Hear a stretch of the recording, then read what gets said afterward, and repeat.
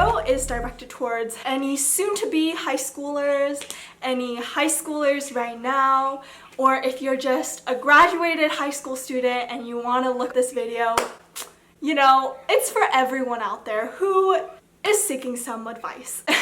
I just graduated and I'm wearing my Class of 22 t-shirt. My favorite t-shirt right now, actually. This is proof that I graduated, so I'm credible, I promise. So let's get into it. Okay, so I have my beautiful notebook right over here, so I'll be going off of this, if any of you guys are wondering. My advice is going to be split up into 3 different parts: productivity, mentality, and relationships. We're going to start off with productivity. So the first piece of advice, what I've gained over these 4 years of studying and figuring everything out with school and being productive, I follow this 3-second rule. The 3-second rule is basically just you counting 1, 2, 3, getting up and go doing whatever you have to do. This is what gets me going, because a lot of times after those 3 counts, your brain might think you out of doing something that you're supposed to do. For example, let's just say you're laying in bed. You have your timer set for 7 o'clock in the morning. You have to wake up and get work done. The timer goes off in the morning, it's 7 o'clock, and you snooze it and you lie there in bed. You're so tired, you want to sleep. If you just give yourself 3 counts, just say 1, 2, 3, get out of bed and just go do it, it works much better than if you're just lying there trying to motivate yourself into doing something. When you take more than 3 counts, your brain tends to motivate you out of doing something productive. It happens a lot of the times. Like, you're gonna start thinking, oh, 10 minutes more of sleep wouldn't hurt, and then 20 minutes more of sleep wouldn't hurt, 30 minutes more of sleep wouldn't hurt, and that's very dangerous. So that's my first tip on how to focus. And also another thing about how to just start studying and working hard, focus on like your future and think about if you would regret this moment of not doing something in the future. And obviously we're all trying to live with as little regrets as possible in our life because we all hate having regrets, obviously. Think about your future regrets and prevent them. Let's just say we get a bad score on a test, and we know for sure we did not try our hardest to study and prepare for this test. You know that because, oh, you were staying up late last night watching YouTube videos. From personal experience? No. No. Because when you get a bad score on a test and you think back, you know that you tried your hardest and you gave it your all and you got this bad score on a test.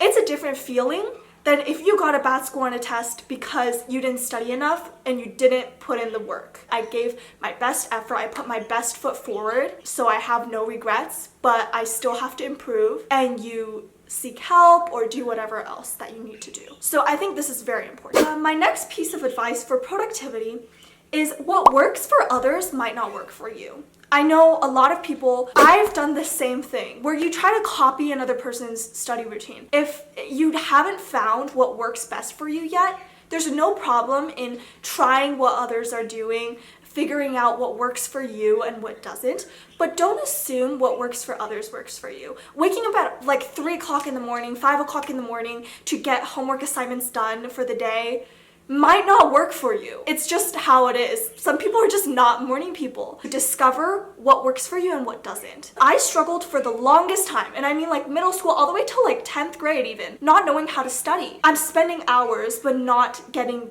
the best results. I figured out how to study during quarantine. I figured out what works for me. And it's really weird because how I study is basically, I set up a time period right before the test where I just basically cram everything. This isn't the best advice. That's just what works for me. Like, I have to cram everything before the exam day because if I start studying from the really beginning of a topic, I'm gonna forget the stuff I studied in the beginning. That's what worked for me. I'm still trying to discover better methods, so I'm still experimenting. Just don't believe that what works for others works for you. Keep trying new things. Keep figuring out what works for you and what doesn't. It's so important, and don't give up. If you give up, you basically have no more chance of getting anywhere if you give up, so don't give up. So that's it for productivity. My next advice would be how to keep a good mentality throughout your high school years, which is so important. First thing I want to say, there are too many things that are out of your control. So stop worrying or stressing out about the things that you can't control. For example, you turn an assignment, it's turned in, you're done. Okay, but obviously you still have to focus, you still have to give it your best shot. But once you turn in the assignment, you know you tried your hardest, feel good about yourself. Other than that, it's all over. You took the test, good or bad, it's done. It is in your control when you're studying.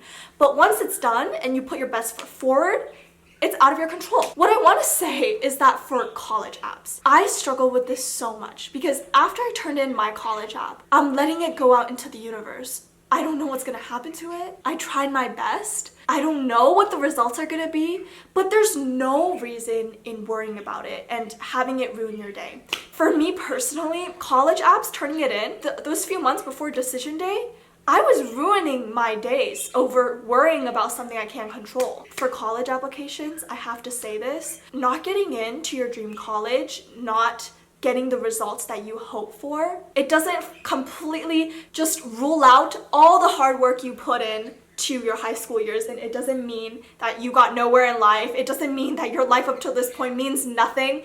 I've thought about all those thoughts before, trust me. It doesn't mean that. Your life is so much more meaningful than a college application. It's all the relationships you've built up. It's how you are as a person, how you treat others.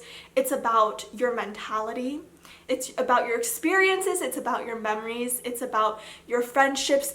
It's about so much more. It does not rule out everything you've done in your life. And I know it's hard to get in your head, but trust me, it's so much more than that. Another tip I have for mentality. You'll survive. It all works out at the end. I know it seems like so hard in the moment, but it's not the end of the world. And you will get over it. In fact, you will get over it, and then you'll look back and you're gonna be like, what? Why was I even stressed about that? Why was I even worried about that? Why was I even down or depressed about that? Your brain exaggerates so many things in your head.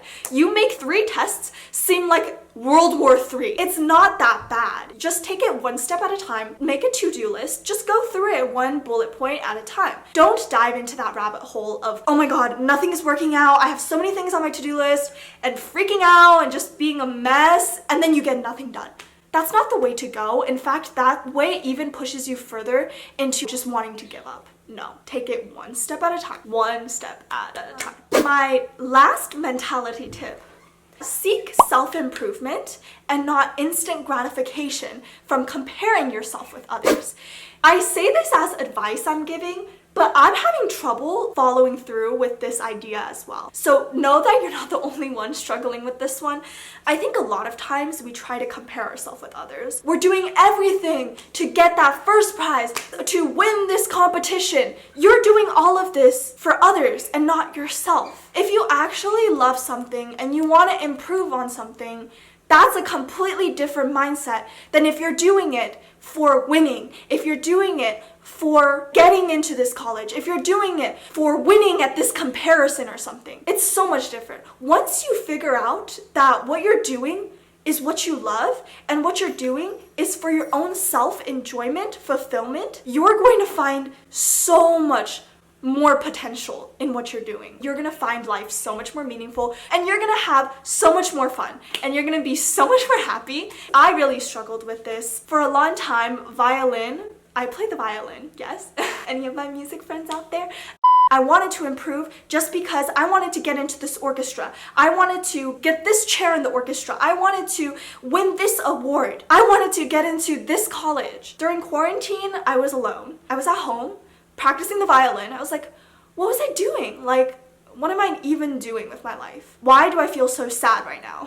I was literally like that. And that's when I had to dive deep within myself, my own heart, my own being, and figure out why I was doing this. Why I was playing the violin for literally like all my life, and why it's so important to me. Because I didn't know any of that until I figured out that I loved music, and that it's what I want to keep in my life forever, and that I'm doing it because it makes me happy. It's become something I want to share with others. And that's a completely different mindset than I'm doing this because I want to win, I want to get into college. Those are all external motivations, and those aren't gonna last you. You want to search for stuff inside. Okay, so now that we're done with the mentality advice, we have Relationships.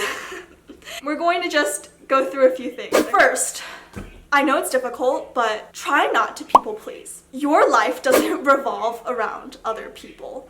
It's so easy to get into this idea where like you're letting your friendships, you're letting your relationships get in the way of you enjoying your own life to the fullest. I know we've all had those days when like we did not want to hang out with people. We still went out, but we didn't bring our best selves to the conversation. Give time for yourself. Stop people pleasing. I'm a people pleaser for sure, but I'm working on it. Really, when you people please, you're lying to them and you're lying to yourself. And we should all be genuine and truthful to ourselves. That's the best for the world. That's the best for everyone. I know it's really difficult. Try your best to just start thinking about yourself and not thinking about what others want to hear.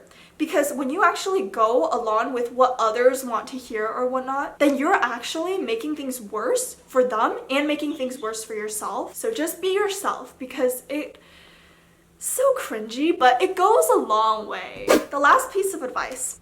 Relationships. So boyfriend, relationships. So I've never had a boyfriend. I come from a pretty traditional family. They also don't really want me to have a boyfriend. I also have decided that I don't want a boyfriend either. Okay, so something I learned in my 4 years of high school.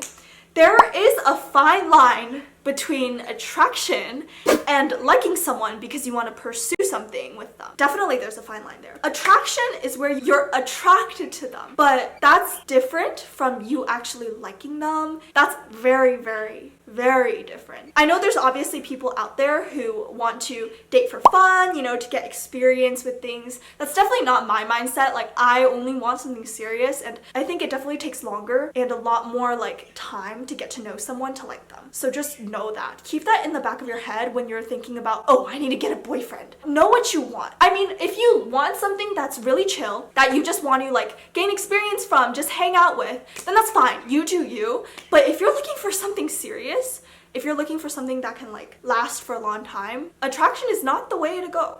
Not the way to go.